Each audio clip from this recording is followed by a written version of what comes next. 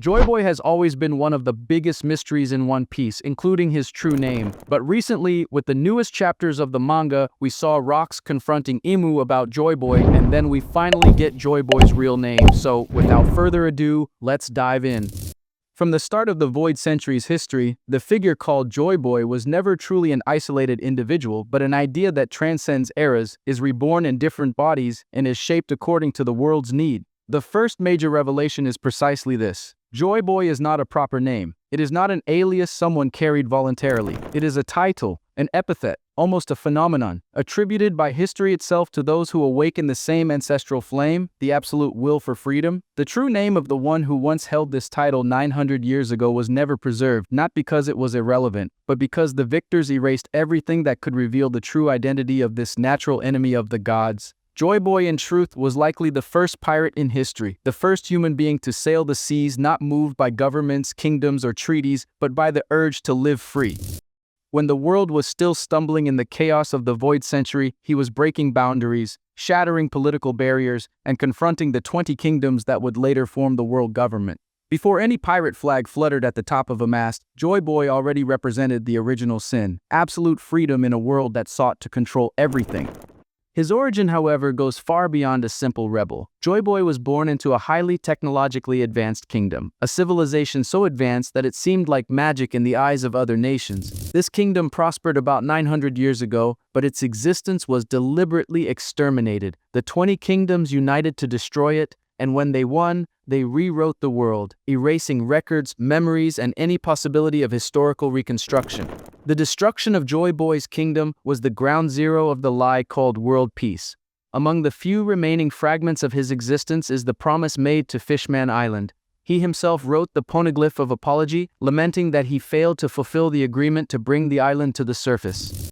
This unfulfilled promise echoed for centuries, showing that Joy Boy was not just fighting tyrants, he dreamed of a world where everyone could ascend, both literally and symbolically. Furthermore, his legacy was divided into physical and ideological elements. Objects like the ship Noah and the final treasure, the One Piece, carry the trace of his first step. Ideologically, Joy Boy left the seed of freedom, the inherited will, the unbreakable desire to break chains, the flame passed down from generation to generation. It is this spiritual legacy that shapes the world's destiny much more than any ancient weapon. All of this connects directly to the concept of Nika. The title Joy Boy does not refer to a human being, but to the maximum state of freedom, the physical manifestation of joy and absolute resistance to the gods. The Nika fruit, upon awakening, releases the rhythm of the drums of liberation, a sound that everyone recognizes even without ever having heard it before. It is the echo of primordial freedom. When Luffy awakens in chapter 1043, it is exactly this sound that resonates, the same one that echoed 900 years ago, 400 years ago, and 200 years ago. This leads us to the D clan, another essential point. The true Joy Boy, the first, most likely carried the D in his name, and it is precisely why the gods, or rather the self-proclaimed gods who rule the world, consider this clan a natural enemy. The D is not just a letter, it is the symbol of resistance. If Joy Boy was the first great representative of this heritage, then the war between the D and the government began on the day the Advanced Kingdom was destroyed. There is even a consistent theory that his true name might be Monkey Dao, an ancient character from the work Forward, which, like monsters, may have been a seed left by Oda to be canonized in the future. This would create the definitive connection between the first Joy Boy and Luffy's lineage, making the Monkey family the true thread of the original will. The straw hat also enters this mosaic. It is not just any accessory. The hat appears in flashbacks for over 400 years, making it clear that it belonged to multiple bearers of the Will of Laughter. It is the physical symbol of the eternity of the Joy Boy title. When Luffy receives it from Shanks, he is receiving much more than a gift. He is inheriting the mission that began almost a millennium ago.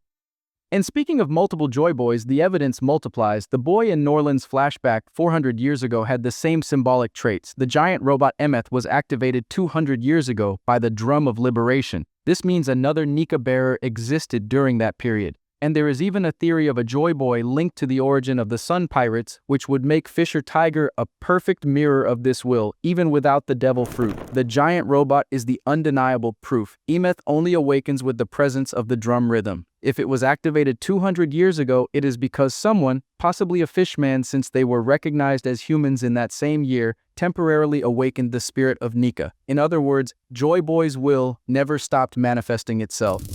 Fisher Tiger, for example, is almost a Joy Boy without the fruit. He climbed the red line with his own hands, freed slaves, launched a direct challenge to the world government, and founded the Sun Pirates, symbolically repeating the cycle of liberation that spans ages. Even Gold D. Roger understood everything. When he reached the final island, he laughed, not because he found the treasure funny, but because he understood the nature of the Joy Boy title. He realized he was born too soon to complete the work. His role was to prepare the next one. And this understanding is exactly what he transmitted to Shanks. Shanks inherited the mission. He knew about the hat, about the fruit, about the prophecy. He sought the heir, thinking it might be Ace, but destiny had already chosen Luffy because the fruit chose Luffy. The Nika fruit has a will of its own, following the logic of living freedom. It wasn't Luffy who found it. It was the fruit that ran away and was eaten by him. Luffy is the current Joy Boy because he brings everything together. The D, the hat, the awakened fruit, the personality of freedom, and the recognition of ancient entities, including Zunesha. He is the rebirth of the eternal cycle that the world has tried to impede for centuries.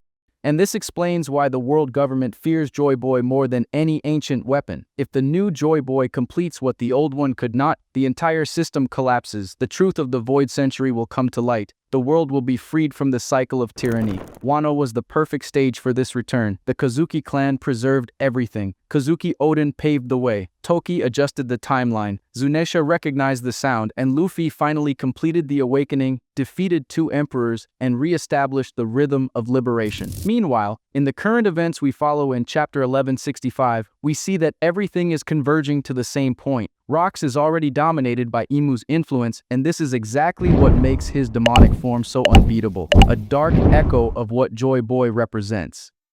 The colossal clash between Roger, Garp, and Rock's dominated body creates cracks in the sky because there, at that moment, two paths confront each other, that of inherited freedom and that of absolute domination. The Battle of God Valley, shown in detail, is a preview of the final confrontation between the will of the D's and the shadow of Imu. Roger understands that this being is no longer Rox, it is just a carcass animated by the fear of the gods. Garp realizes that arresting Roger and Rox no longer makes sense. The only priority is to prevent the darkness from spreading. The final combination of haki from the two is symbolically the union of two lines of Joy Boy's will trying to erase the influence of the darkness. The question of Joy Boy's true name is, perhaps, the biggest historical vacuum left by the Void Century. And precisely because of this, it becomes the most intriguing point of the entire One Piece mythology. The fact that Joy Boy is not a proper name but a title completely transforms the understanding of the character. He was not called that by his contemporaries. This epithet was attributed centuries later by the peoples who sought to interpret his deeds and his failure. This indicates that the original name of the individual, the first Joy Boy, was purposely erased by the world government. And when we evaluate the extreme effort of the 20 kingdoms to eliminate any trace of the ancient civilization, it becomes evident that this name hid something of enormous danger to the current order. The strongest theory is precisely the one that links this lost name to the D clan. All evidence points to Joy Boy being a bearer of the initial D, just like Luffy, Roger, and Teach. The recurring narrative that the D is the natural enemy of the gods is not just a poetic metaphor, it is a direct record of the historical position that Joy Boy occupied. If he was the first pirate in history, the first man to challenge the gods, and also the bearer of Nika's power, then his true name must have carried a very strong symbolic weight. Therefore, the world government destroyed it, replacing his real identity with a title that could be softened over the centuries.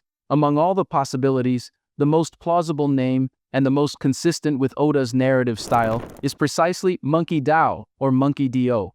This hypothesis arises from the connection with Forward, an ancient work by the author himself, where a character with a similar name presents conceptual traits that decades later would perfectly fit the primordial figure of Joy Boy.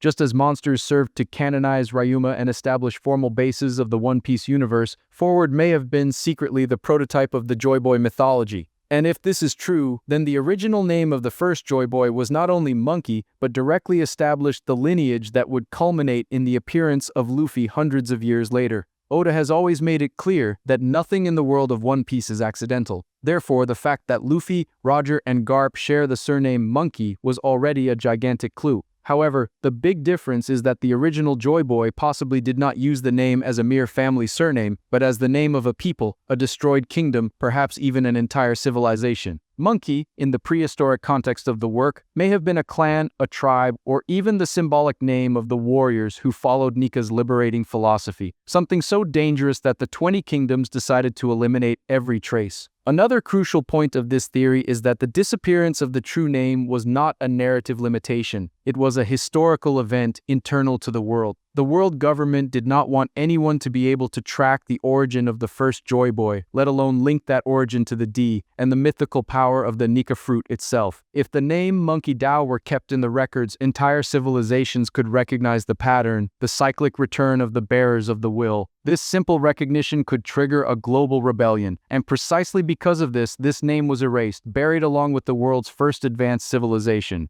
The most curious thing is that the title Joy Boy itself functions as a kind of smokescreen. At first glance, the nickname seems childish, even harmless, something cheerful and light. But when we analyze deeply, we realize that the choice of this title is not innocent. It encapsulates the essence of the Nika form: laughter, joy, dance, and absolute freedom. The world government did not create this title but allowed it to survive because it seemed harmless, emptied of political identity. The true name, on the other hand, carried the weight of history, and for that reason it was destroyed. The connection between Joy Boy and the rhythm of the drums of liberation further reinforces the theory of the original name being Monkey Dao. In Oriental philosophy, Dao means path, flow, spiritual direction. Joy Boy would have been literally the path of freedom, the first man to tread the rhythm of the drum, the first to consciously awaken Nika's power. And if this was his name, his identity, then the symbolic meaning is absolute. Luffy is the literal return of the primary path, bringing the root of liberation back to the world. Another important aspect is that Roger himself seems to have understood this truth when he reached Laugh Tale. He understood not only the burden of Joy Boy's promise, but also the name that should return after 8 centuries. He did not have the fruit, but he carried the D, the spirit, and the strength of the inherited will, enough to recognize that he himself was not Joy Boy, but a link in the chain that would culminate in the chosen one of the fruit. His laughter was not just because he found the story funny, it was a laugh of recognition, of revelation about the lost name, and about how the world would be transformed when the correct bearer was reborn. Shanks also received this revelation. By stealing the Nika fruit from Cypher Pole, he did not steal a random item, he stole the key that contained the will of the true name. He protected this object as if it were sacred because he knew exactly what he was carrying, the direct inheritance of that man whose name could no longer be pronounced. His search for Ace before meeting Luffy reinforces this mission. He was looking for the most probable descendant of the original name, until destiny showed him the true chosen one. The final proof of the true name being directly linked to the monkey lineage is precisely the fruit's behavior. It did not escape by chance. It did not fall into Luffy's mouth by accident. The Nika fruit has a will of its own, just as Joy Boy himself did. And it chose Luffy because it recognized in him the spark that carried the essence of that erased name. The awakening was not just physical, it was the return of a title, an identity, an echo of the past carried in the blood. What makes it all even more fascinating is that the world government fears Joy Boy's name not just for its raw power, but for what that name politically symbolizes. A man with this title, with this name, and with this will is the only figure who can fulfill the 800-year prophecy, tearing down the pillars of oppression that sustain the current world. Joy Boy, in all his cycles, has always represented the beginning of the collapse, and Luffy is the inevitable conclusion of that destiny. But comment on what you thought of all this, and don't forget to like. Thank you all very much for your support, and until next time.